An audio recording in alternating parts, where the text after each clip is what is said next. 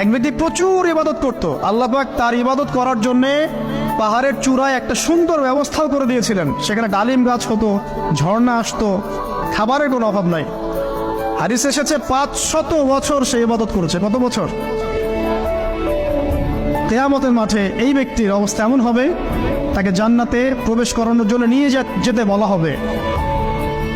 যাও আমার রহমতে জান্নাতে চলে যাও। আল্লাহ পাক তাকে এই কথাটা বলবেন। কিন্তু এই ব্যক্তি বলবে আমার আমলের কারণে, আল্লাহ পাক বলবেন আমার রহমতে জান্নাতে চলে যাও। ব্যক্তি বলবে আমার আমলের কারণে। আল্লাহ রাব্বুল আলামিন তখন তাকে দেওয়া সমস্ত নেয়ামতগুলোকে এক পাল্লায় করবেন, আর তার সমস্ত আমলকে আরেক পাল্লায় করবেন। তারপর দেখা যাবে আল্লাহর সমস্ত নেয়ামত তার একটা চোখের সমান হয় নাই। কথা কি বুঝতে পারছেন? একটা চোখের যে নেয়ামত আল্লাহ পাকের, সমস্ত আমল ও 500 বছরের ইবাদত এতটুকু হয়নি। তারপর তাকে বলা হবে ওকে জাহান্নামে নিয়ে যাও। এবার জাহান্নামে যাওয়ার সময় সে বলবে আল্লাহ তোমার রহমতে আমাকে মাফ করলো।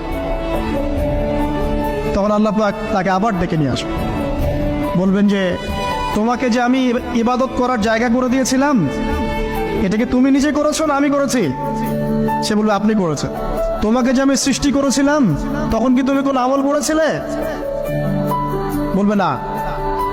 তাহলে তোমাকে যে সৃষ্টি করেছি আমি, এটা কি তোমার আমলের কারণে? না। তোমাকে সারা দুনিয়াতে এত নিয়ামত দিয়েছি, এটা কি তোমার আমলের কারণে? সে বলবে না। তখন তাকে জান্নাতে প্রবেশ করানো হবে।